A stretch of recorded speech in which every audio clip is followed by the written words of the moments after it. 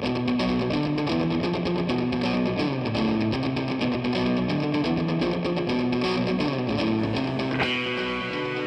Pod, Episode 1043, The Smokejumpers, by Sierra BB.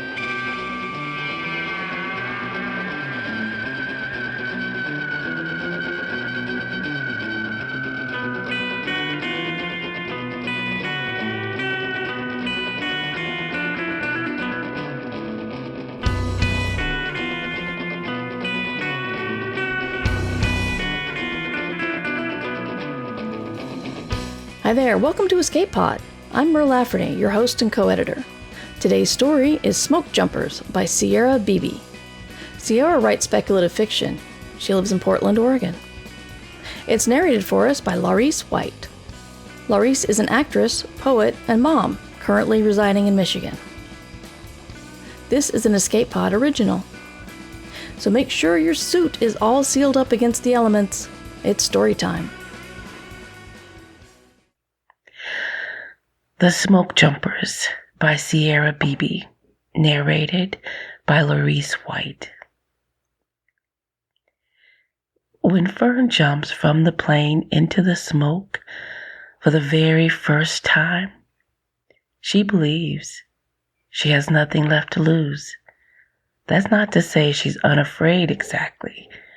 Not even hundreds of hours of simulations and dozens of practice jumps can prepare you for the reality of plummeting into the hazy unknown of an active forest fire. No, her fear is definitely there, but folded and tucked somewhere deep inside herself, compartmentalized. The smoke hurtles towards her, the ground below hidden. She rips her parachute, a massive thing designed to support the heft of her exoskeleton, and jerks backwards. She is a dandelion seed suspended in the breeze. It is this moment of silence she savors, here in the air. The precious moments before the pneumatic wheezing of the exosuit, the whir of coolant, and the mechanical buzz of air filtration. Before the chatter on the radio and roar of the fire, there is no thought, only sensation. She clears her mind in preparation for what comes next. Around her, the other jumpers do the same. She spots Larch in her matching blue parachute. She can just make out the shape of the strangers from up north, but in the haze, the color is lost. The mission is a simple one. Create a line to stop the Longhorn fire from spreading up to the evacuated town nestled in the foothills. She couldn't save her own tiny Oregon town. She can't go back and unburn Summer Valley. But maybe she can save this one. Something yanks her hard, as if she's been plucked by the hand of some unseen giant, and she slams against a tree. Terror blooms in her chest, an acrid panic rising up her throat. But there's no pain, only a jostling discomfort. The suit absorbs the worst of the impact. The ground is 30 feet below her, and she braces for it to rise and meet her. But she's motionless, stuck. She takes a calming breath. She trained for this. Her parachute is snagged in the upper branches of a Douglas fir. She unclips the axe from her belt and saws at the harness. It takes a minute. It's heavy duty, and she really has to hack at it. Then she lands feet first, titanium suit leaving deep imprints on the forest floor. She doesn't feel it at all. She's logged 1,500 hours in her exosuit during training. She and the suit are one. When she first saw its hulking silhouette, she expected its movements to be halting and awkward. And at first it was. Training was a grueling and lonely time, made worse by the fact she was the only black woman in her unit. She spent long days in the suit, relearning how to walk, wobbling around like a toddler, and sometimes planting face first on the ground. Then she stayed up late studying for the knowledge exams, suit mechanics, field repairs, forest ecology, and fire science. She's proud to have come out the other side. Only a quarter of her class graduated, and now that she's got the hang of it, she moves smooth like butter, like a dancer. She could do a pirouette in this thing. Outside, the ambient temperature is 140 degrees Fahrenheit. This is nearly hot enough to burn the inside of her lungs. Within the suit, her breath is cooled by the refrigeration system, giving her the sensation of standing in the frozen foods aisle of a grocery store. She reminds herself to keep an eye on the thermostat. They warned them during training that it was too easy to get complacent inside the comfortable shell. The suit can withstand up to 300 degrees Fahrenheit before she goes baked potato. But an active forest fire is many times hotter than that, and the hotter it is, the harder the suit has to work to keep up. She flips on her radio and confirms her safe landing. She's the last one. The others have already reached the line. She sees the blips of them on the map in her viewfinder. Overhead, the drones circle back to drop supplies at their camp, fuel and coolant for their suits, food and shelter for their bodies. Fern runs, each stride in the suit propelling her forward in a long jump, the navigation system leading her through the hazy conifers. Over the radio, Large says, "It's heading our way. We have 2 hours, give or take."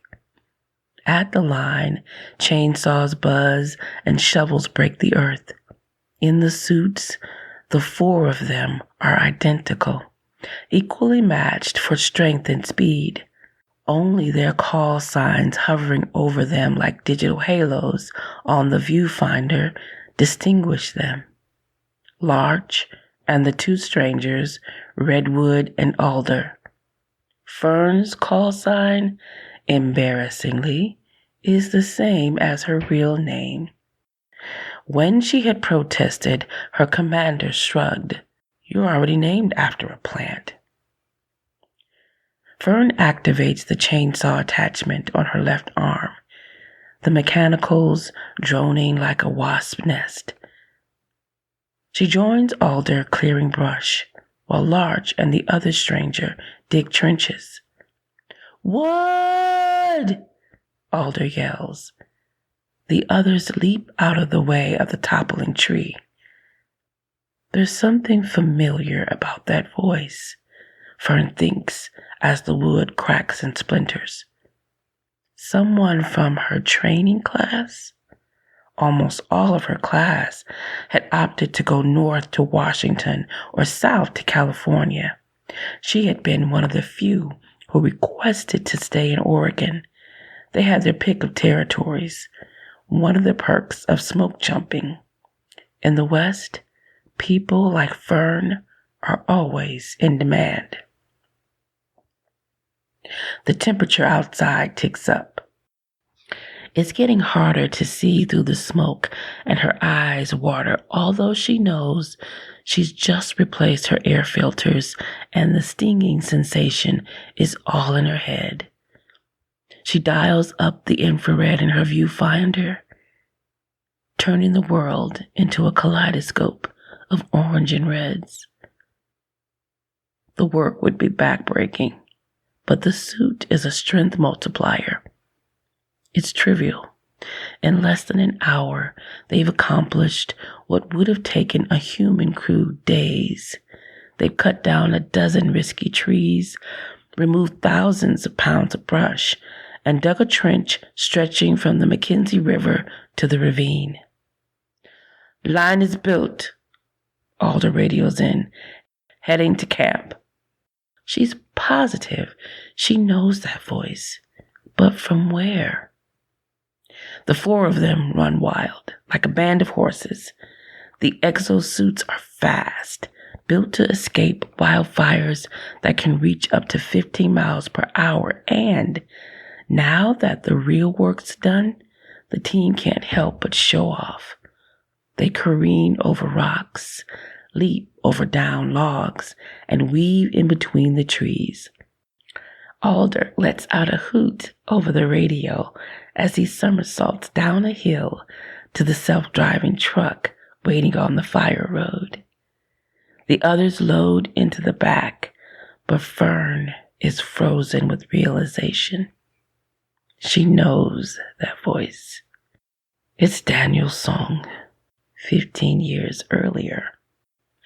Outside the Doug Fir Inn loomed the sort of dense, foreboding forest that witches inhabited in fairy tales, the kind where wolves howled in the night and little girls went missing. Just looking at the tree line gave Fern hives. She never dared further than the front lawn. Armed with Grandma's garden spade, she dug a hole and buried one of her dolls in her nicest doll clothes. Then she gathered her stuffed animals, who cried and cried while she hugged them close and comforted them. Finally, she laid a sparse bouquet of daisies on the mound and said a few words like they had for her parents. I told you to play outside, not dig holes in my lawn. Fern turned on her heel, cradling her stuffed otter to her chest guiltily. Sorry, Grandma, she muttered to her boots. Ever since she moved in with Grandma, she was always being told to play outside, but Fern didn't know how. In the city, outside was a crumbling sidewalk buffered against 4 lanes of traffic by patchy weeds and broken glass.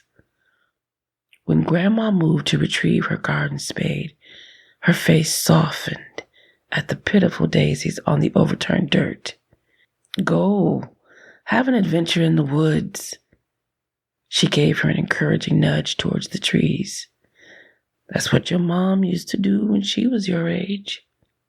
Fern nodded and trudged towards the tree line. She stood on the threshold and took a deep breath, her hands fidgeting with the buttons on her overalls. She was still working up the nerve to take the first step when Daniel's song burst from the forest. He sprinted past her in his light-up sneakers, nearly toppling her over in fright. It was the first time she'd seen a kid her age around the inn. Want to play? Daniel asked. Okay.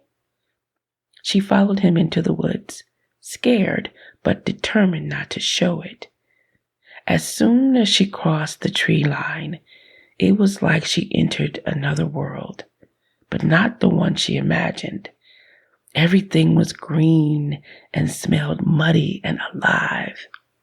Her rain boots slipped on the thick moss, tripped under the mess of rotting logs and branches.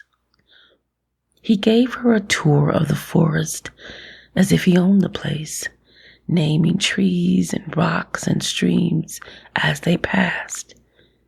He plucked plump mushrooms that popped up after the rains in every shape and color, even purple, her favorite.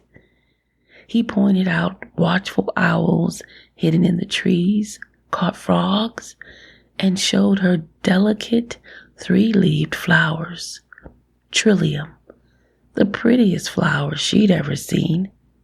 He showed her slugs, fat wet things, brown and yellow, and one with black and white spots, like a cow. "Where are their shells?" she asked. "They didn't have shells," Daniel explained. Fern marveled at how something so vulnerable and soft could exist in the world. She felt frightened on their behalf, worried that her or Daniel would unthinkingly step on them. From then on, whenever she found them on the trail, she'd carefully lift them with a stick out of harm's way. Daniel's bravery was contagious. Fern played in the woods from morning until nightfall all summer. When school started, their budding friendship was only cemented further. They were both different. It wasn't just that Daniel was Korean and Fern was the only black girl most of her classmates had ever seen up close, but because of the strangeness of their families. Daniel's parents were foreign. Fern's parents were dead. Both were so unimaginable to the children of Summer Valley, they might as well have been the same thing. When school was in session and the rain and snow kept them indoors, they traded comic books back and forth and drawings in their sketchbooks. When the weather was good, they camped in the woods, swam in the lake, and ran feral through Summer Valley. As they grew older, Fern started to notice Daniel in a different way. He'd always been good at drawing, but he became exceptional. She marveled at the way he could capture the subtleties of light and shadow dancing through the trees with colored pencils. Sometimes he would even draw Fern. It made her blush. To feel his gaze on her, to see herself through his eyes, and the way he smelled, like spearmint gum and clean sheets, seemed to tie her stomach in knots. When she borrowed his hoodie, she wore it until his own smell faded completely. His smile, too, was different now. It seemed to hold some new kind of puzzle, one she desperately wanted to solve. Throughout the years, the other kids had teased them, calling them boyfriend and girlfriend, to which they invariably responded, "Ew, gross." Now Fern wondered if it would be so bad to be boyfriend and girlfriend. The summer between 8th grade and freshman year was to be their first apart. The Songs were headed to Canada to visit family for 8 weeks. Fern had been sulking about it since she found out in April. She and Daniel spent the night before he left in their cabin. Little more than a lean-to. They had built it the summer before with Grandma's help. It barely kept out the rain in the winter, but still, it was a place of their very own. The ceiling was strung with green and purple Christmas lights. The walls were papered with torn-out pages from comic books and Daniel's sketches. Fern dragged an old mattress from the inn and decked it out with retired linens and pillows. Daniel's Bluetooth speaker played low, crooning music. That night, they laid on their backs, staring up at the artificial lights, listening to the moody music, the weight of melancholy settling both of them into silence. "I can't believe you're going to be gone for the whole summer," Fern said finally, turning on her side to face him. "It's not fair." "Come with," he said. "You've loved the Fraser Valley. It's beautiful. Grandma would never let me." Summer was the busy season, and as Grandma got older, Fern had inherited more and more chores around the inn. Cleaning rooms, checking in guests, and making breakfast in the mornings. It's only until August. They looked at each other for a long moment. She found herself lost in the dark pools of his eyes, and all of a sudden her cheeks were wet. She didn't cry. She hadn't cried since her parents died. Daniel reached up and brushed the tears away. His hand lingered. "I promise I'll be back," he said softly. Who leaned in her first, her or Daniel? It was impossible to say, but the next moment her lips were against his, warm and soft. When they broke away, they both smiled shyly at each other, pleased. Daniel left early the next morning, and she spent the rest of the summer daydreaming about that kiss, imagining how, when he got back, she'd tell him how she felt and ask him to be her boyfriend. He never came back. Late July, a fire sparked in the north. The Elk Run fire would become one of the worst ever, consuming thousands of homes and millions of acres by the time it snuffed itself out. When they talked about it on the news, Fern envisioned a hungry fire demon gobbling up everything in its path. She didn't have to imagine for long. One evening, the foothills glowed an eerie orange in the night, and by the next morning, the town received evacuation orders. Grandma stalled as long as she could. Fern watched from an upstairs window, nauseous with fear and smoke, while Grandma stood for hours on the front lawn in a respirator with the hose, spraying down the grass until the water stopped coming out of the tap. Later, she would wonder if they had left just a little earlier, a week, a day, even a few hours, would Grandma still have gotten so sick? The inn was everything to her, her family's legacy, and in the end, she had lost it anyways. It was then, as they drove on the empty highway with the haze of Summer Valley in the rear view, Fern first had the thought that maybe it was better not to have anything to lose. At the camp, the jumpers had put enough distance between themselves and the fire to take off the suits. It's hazy, and the unfiltered air tastes of campfire, but they're upwind and away from the worst of it. The sun is setting. The suits are equipped with night vision, but their bodies need rest and the suits need to recharge. The fire will still be there in the morning. Fern releases herself from the exosuit, the hinges opening with the mechanical gasp, and steps out.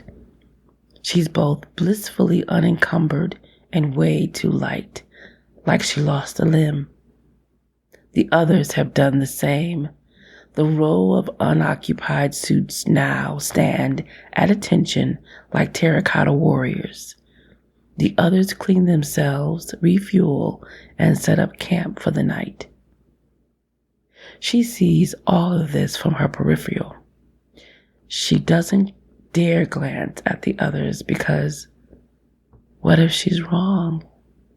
What if it's not Daniel? The weight of that disappointment might be too great for her to bear, suit or no.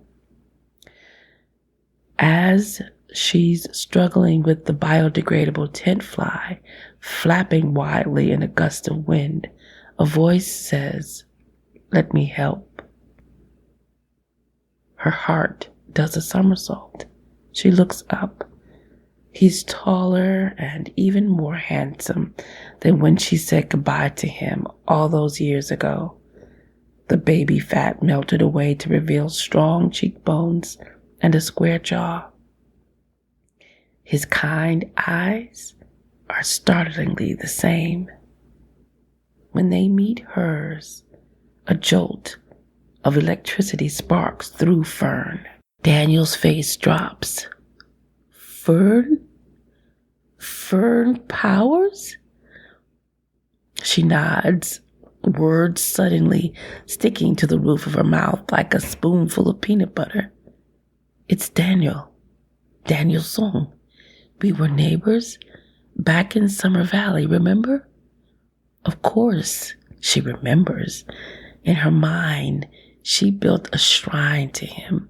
His colorful pencil sketches, the comic books, the slugs and mushrooms, all surrounding the snapshot of the Christmas-like colored kiss they shared in their clubhouse. She replays these memories so frequently she isn't sure what is true and what is embellished now. Did his tongue dart into her mouth when they shared that kiss? Did he really reach out and hold her hand that first time she followed him into the forest? Daniel probably didn't think about her at all. He texted her at first, but as the fires got worse that summer, his responses dwindled to one-word answers and finally dried up altogether. One night, shortly after her 18th birthday, drunk on her friend's couch where she'd been sleeping the past month, she'd finally looked him up. She typed out a long, vulnerable message, vulnerable in the way she couldn't be with anyone after Grandma was gone. She told him how lost she felt, how much she missed him, and how she thought about him all the time. He never responded. Fern's grip tightens around the tent pole. Sure, I remember. It's been so long. How have you been? He sounds earnest, a friendly but distant polite smile on his face, yet the question still irritates her. Clearly, she's been terrible. No one joins the Climate Corps, let alone the smoke jumping division, because things in her life are going well. But then a pang of guilt knifes her, because if he's in the Climate Corps too, what did that say about the way his life turned out? Fine. The word comes out more icily than she intends. She doesn't ask how he's been. Even if they're both here, they're not the same. Someone like him probably enlists for the excitement or as a personal challenge. People like Fern join because they have no other choice. The world shines on confident, happy people like Daniel, while Fern would lug an umbrella around for the rest of her life. She turns away, pretending to be engrossed by the tent. Can I help? I got it, she says shortly. Daniel cooks dinner. Alder, she corrects herself. If she doesn't think of his real name, if she doesn't look at his face, she can pretend he is just another comrade. Larch and the other jumper, Redwood, are swapping stories and laughing. There's always a giddiness at the start of firefighting work, before the fatigue sets in. It's what she imagines a sleepover might be like. Fern keeps herself at a distance. She pores over her suit's diagnostic data for no reason and tries not to look at Daniel. Alder. Every so often, she can feel his eyes on her. His gaze feels heavy, hot, or maybe it's just the smoke-tinged air. When he hands her a bowl of mushroom risotto and takes a seat next to her, she can ignore him no longer. So, how do you get into smoke jumping? He asks. She shrugs and takes a bite of risotto. This sounded less boring than farming. I remember when you were a little kid, you were afraid of everything, Daniel teases, gently nudging her with an elbow. I lost my fear after the fires, I guess, she says. I didn't have anything left to lose. He gives her a look. Pity? Did your grandma? She shakes her head. Not in the fires. A couple years after. We stayed too long, though. She didn't want to leave the inn. She never really recovered, breathing in all that smoke at her age. She doesn't want to think about Grandma, the crackling sound her lungs made when she inhaled, the oxygen tank trailing her around the house like the Grim Reaper. How's your family? They're doing well. We ended up staying in Canada with my aunt, uncle. I moved back here after high school. He pauses, frowns, and looks down in his bowl like he's searching for something. The first thing I did when I got back was drive up to Summer Valley. I couldn't believe it. The inn, the forest, our cabin, it was all gone. Her breath catches on our cabin, the clubhouse, the forest, the kiss they shared. She pushes it out of her mind. She spent years building up her armor. She can't go back to being weak. It feels like being out of the suit in the middle of an encroaching fire. She feels naked and light as a leaf. The smoke is stinging her eyes. She knuckles away the tears on her cheeks and stands. Think it's time to turn in. Daniel looks up at her, hurt and confused, but then shrugs, resigned, turning his attention to Larch and Redwood. Fern stomps towards the tent, climbs in, and winces, her eyes shut, listening to the sound of the others joking and chatting like a party heard through the apartment wall, and tries to force herself to sleep. Fern wakes with an orange, hazy sun and fixes herself an instant coffee. The wind is picking up. That worries her. In firefighting, wind is always the enemy. She goes through the checklist. The exosuit is fueled. The battery backups are charged. The dirt from yesterday's work has been wiped clean from the shimmering photovoltaic skin. The lubrication reservoir is refilled, air filters replaced, and she even polished the chrome helmet. When she's done, she and Larch check each other's work. The plan today is to split into two groups. As the fire continues climbing towards the line they set yesterday, they'll flank it from the east and west, building two more lines and hopefully giving them containment or close to it. After breakfast, the pairs suit up. Larch and Redwood head east. Daniel and Fern hike west. She would have preferred to go with Larch, but she accepted the orders without complaint. Daniel doesn't need to know that he'd gotten under her skin. He knew too much already. As they hike, the radio channel between them remains open but silent. Daniel is subdued today. She knows she's upset him, and she's both guilty and pleased. Guilty for lashing out in the first place, pleased that it was so effective. When they've reached their position, confirmed by a satisfying ding from the suit's nav system, they start on the line immediately. Trees are felled, brushes cleared, ditches are dug.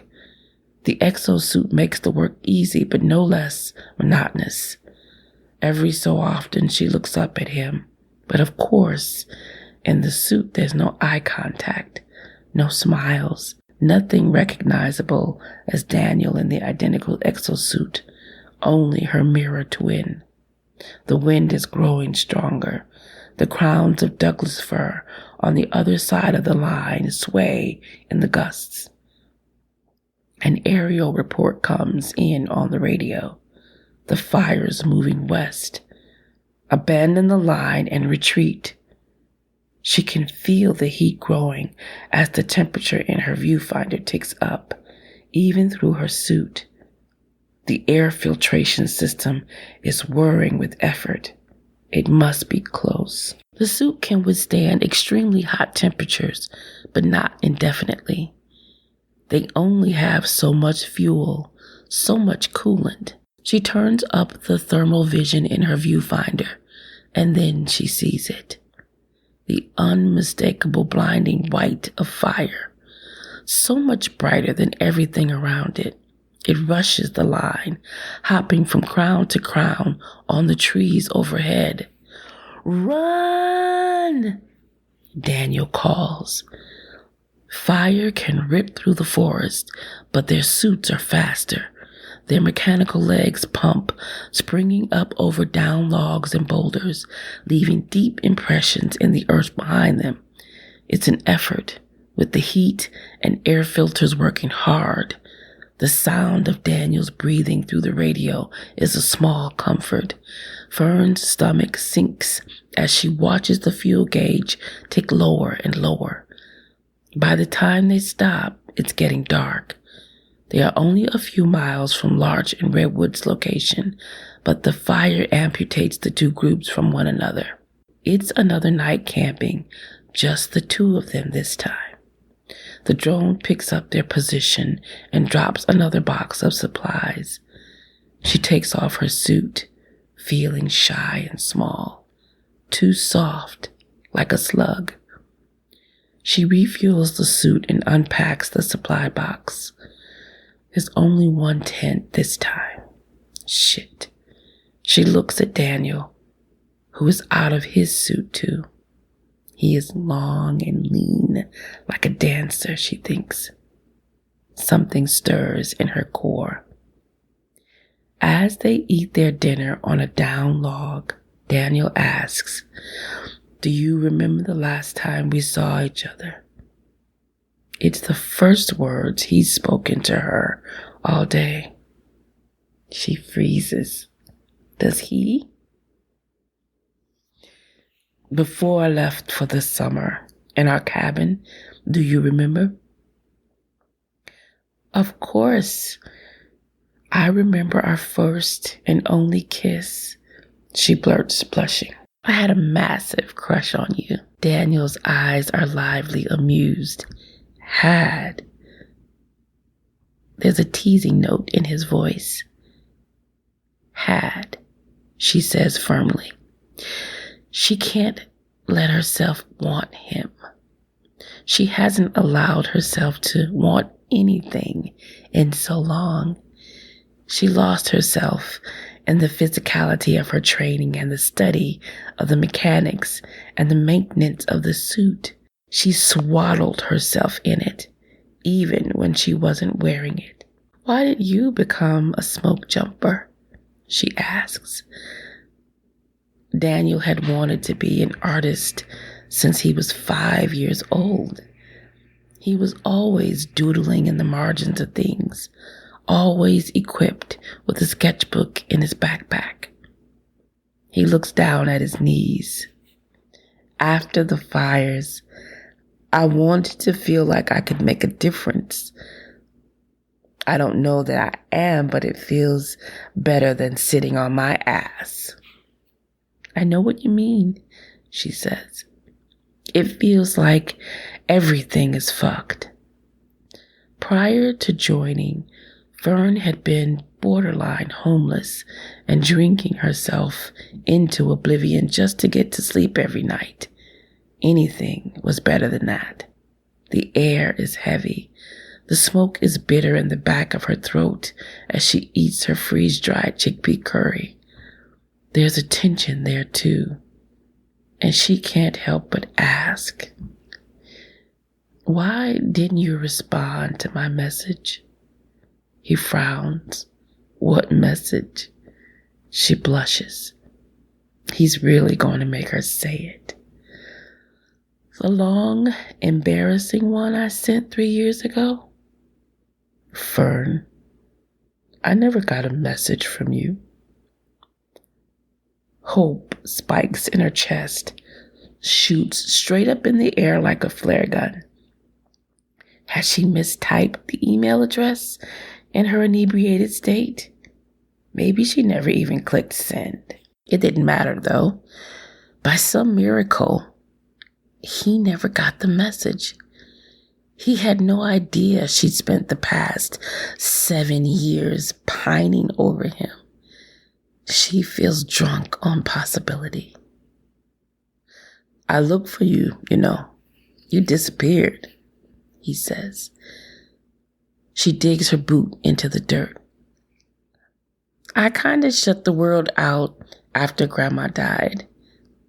Daniel puts a hand on her shoulder and squeezes. Well, I'm glad you're back. Her heart beats double time in her chest. She's thrilled by the tender way Daniel is looking at her, but also terrified. As if she's tiptoeing along the edge of an open elevator shaft. There's power in having nothing left to lose. Letting Daniel back into her life would be like drilling a giant hole in the center of her suit. The hour grows late as they talk about everything and nothing. It's almost as if they're back in their clubhouse again, having this conversation under the green and purple Christmas lights. As the night wears on, they gravitate towards one another until their thighs are almost touching. There's a heat between them, and Fern feels if they do touch, they may spontaneously combust. When they finally yawn and stand and head to bed, the sky has cleared to reveal the glowing full moon. Fern wakes in the middle of the night to see Daniel facing her, his eyes fluttering under his closed lids, his breath soft, his inky black hair. She feels safe next to him, safe in a way she hasn't in years. As she drifts back to sleep, she curses herself for giving up so easily, for not trying harder to find him, for almost letting him slip away. The next time she wakes, it's to an alarm blaring. She knows that sound from her training, but it takes her a bleary-eyed moment to place it. Evacuate. The words make her sick to her stomach. The wind's shifted again, and the fire is heading straight for them. The two of them stumble out of the tent, ash raining down like snow. The night air feels heavy in her lungs. She can hear the roar of wildfire as she steps into her suit and closes herself off from the world around her. They run east towards another fire. There's always another fire. Small in comparison to the Longhorn fire, but one that's been threatening to merge with it for the past few days. There's few other choices. They need to get to a high point. Somewhere the helicopter can pick them up. It's effortless in the suits, but Fern watches with alarm as the power drains. 90%, 80, 75. The filtration system is whirring harder than ever. The air in the suit is uncomfortably warm. 60%. They're only a few miles away from the high point, but on the uphill grade, their pace slows. They're on all fours, scrambling up rocks and over logs. Fern doesn't allow herself to feel afraid. Her mind is focused on a single word: evacuate. When the fire came to Summer Valley, before they evacuated, smoke snuck under the gap in the door and through the cracks in the windows and through keyholes like an unwanted ghost.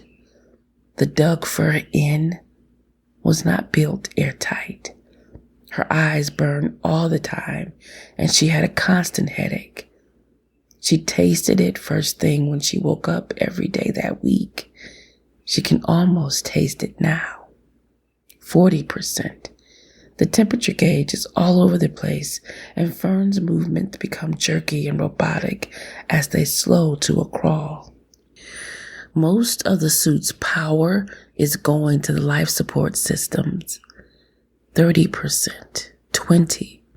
There's so much noise. The roar of the fires, the pneumatics of the suits, the heavy tread, the buzzing mechanics. Fern almost doesn't realize she's alone until the suit alerts her to the fact with a paternalistic beep. She turns around. 15%. Daniel is pinned under a tree, 2 feet in diameter. Her pulse slows. Her blood suddenly molasses in her veins. She never heard it fall. Daniel, she breathes in the radio, fearing the worst. His chest plate is concave under the log. Daniel, answer me. I'm here, he says after a moment. I think the suit is busted. Everything in my viewfinder is flashing red. 12%. 10. Shit. It's dropping fast now. Go, he says. You don't have time. The helicopter can't wait forever. Please, Fern, go on without me. She can't lose anything else to the fire. She refuses. It's taken too much from her already. 8%.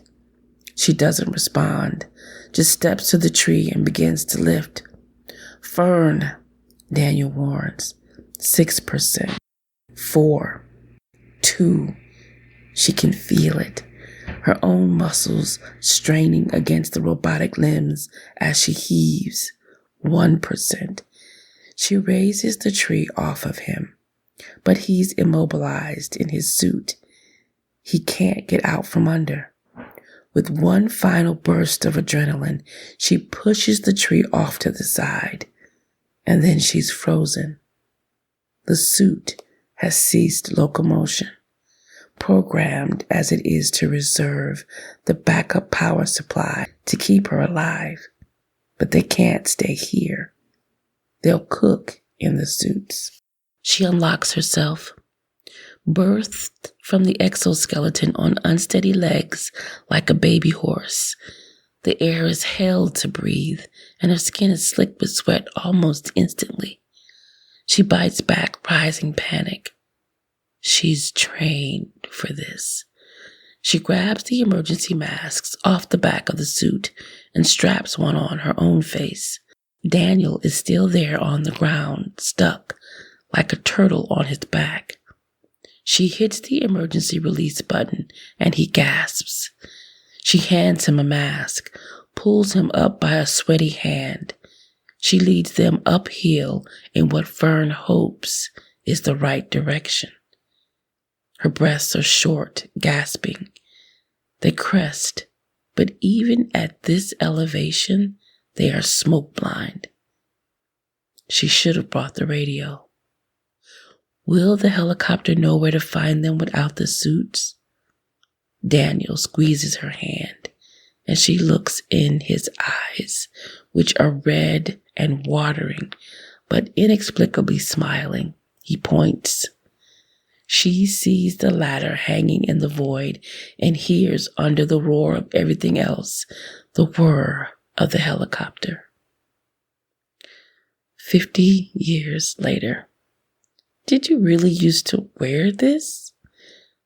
Azah hangs from the arm of the exosuit, squinting at Fern skeptically, as if she can't believe that she could have ever been anything other than a grandmother. Fern nods and gently ushers the child away from the suit, which, although it is now worthless, it has been outmoded by a dozen incarnations of the exosuit that are sleeker, faster, slimmer. It's still her suit, damn it, and it deserves some respect. She sits achingly on a bench in the middle of the hotel lobby, which has become a sort of museum over the years. To fight bad guys? Azah asks, her legs swinging from the bench. Fern laughs. To fight fires. For a moment, the girl falls silent, contemplating this. Fern's eyes move across the lobby with pride. Over the framed photos of her own grandmother and the original Doug fir, over the articles detailing the decades of devastating fires and Daniel's paintings throughout. Forest landscapes mostly, some breathtakingly exquisite, others scarred with blackened trees. The suits are the latest additions as well as the centerpiece of the exhibit. It took a lot of online sleuthing, calls to old Climate Corps friends, and a considerable shipping fee to get both of them there. She teared up when she saw hers. It was like seeing a taxidermy of an old pet. She wanted more than anything to climb inside one last time, feel the limbs move and sync with her own, to feel invincible again. Of course, battered and burned after dozens of missions, the thing is inoperable now. Azah lays her head in Fern's lap and looks up at her, all big brown eyes. Why'd you stop? We ran out of fires to fight, Fern says. Let's go find your grandpa. The girl shoots up and runs out the hotel door. Fern trails her in the bright April afternoon. He's right where she knew he'd be this time of year, the light filtering through the conifer needles, just right in the spot where their clubhouse once stood, or at least where they believed it once stood. The trees have grown back, though they're not as mighty as they once were, still young and tender-barked, still swaying in the wind wildly. They will be steady one day. Fern is sure of it. Grandma was telling me about when she used to be a robot, Azah says, tackling her grandfather with a hug. Whoa, Daniel exclaims, deftly steadying his easel from toppling over with one arm while hugging Azah with the other. Fern studies the canvas. Lately, her husband has been painting close-up compositions, a veiny leaf, the brown gills of a mushroom, the shadows and spikes of a pine cone. Today, he paints 2 banana slugs on the forest floor, their slick yet ridged eye stalks pointing in opposite directions, so heartbreakingly soft it makes her want to cry. It reminds her of something, but she can't put her finger on it. She scoops up Azah, balancing her on her good hip, the robotic one. She's still strong enough to do that, at least. The two of them regard the painting. Well, what do you think? He asks Azah. Azah scrunches up her face. Gross. Daniel laughs. Azah smiles shyly and wraps her arms around his neck. It hits Fern then, what the painting reminds her of. It's the way she felt when she first saw Azah bundled in her mother's arms, a soft squish of a thing, or seeing Daniel in his old age, the gray hair, the knobby knuckles of his hands, the collection of wrinkles that now gather like the folds of a fan when he smiles. Everything is so impossibly fragile. There's so much to lose in this world, too much. She wouldn't trade it for anything. What do you think? Daniel asks, tucking the paintbrush behind his ear. It's beautiful, Fern says.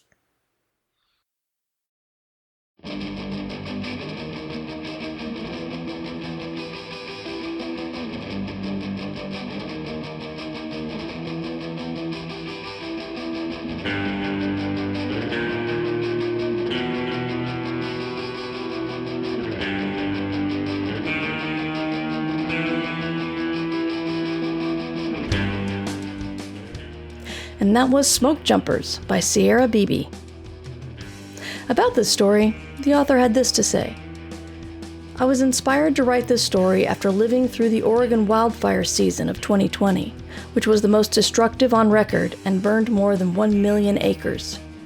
In difficult times, it's easy to turn to cynicism. It takes courage to hope. Now that I have a daughter, I have to be courageous for her sake. I grew up in the North Carolina mountains, the Appalachians, and wildfires were never really a thing we worried about. So the concept of fires just racing through forests that have stood there for decades is terrifying to me. I first experienced the threat of wildfires at the Spokane WorldCon in 2015, when the con was hanging up notices everywhere saying, "Do not go outside, the air is not safe to breathe." Although it didn't offer us other alternatives on where to sleep, so we did have to go outside to leave the con.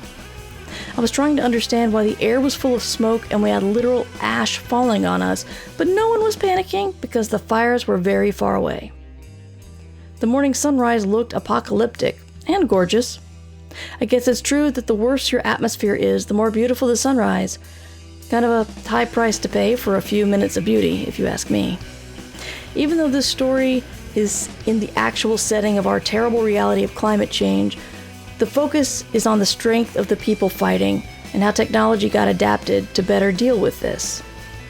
Although I will admit I'd rather have technology that addresses the actual cause of the climate change instead of the symptoms. But it's no lie that forcing the world to focus intently on one huge problem can create anything from great technology to powerful art. Flowers growing from manure, I suppose. We want to thank everyone who nominated Escape Pod for the Best Semi-Prozine Hugo. We are incredibly honored to be on the ballot again, and hope you take a moment to check out all the amazing finalists this year. On behalf of Valerie, Kevin, Phoebe, Summer, Adam, Alistair, and Tina, and the rest of the team, thank you so much for trusting us to bring you excellent stories every week. Escape Pod is a 501c3 organization, and we count on your donations to keep the lights on. If you're in the US, your donation to us could be tax deductible. So head over to escapeartist.net/support-EA to see all the available donation and subscription options, including Patreon, PayPal, Ko-fi, and Twitch. You can also support us for free if you rate or review us on Spotify, Apple Podcasts, or your favorite app, or just tell a friend.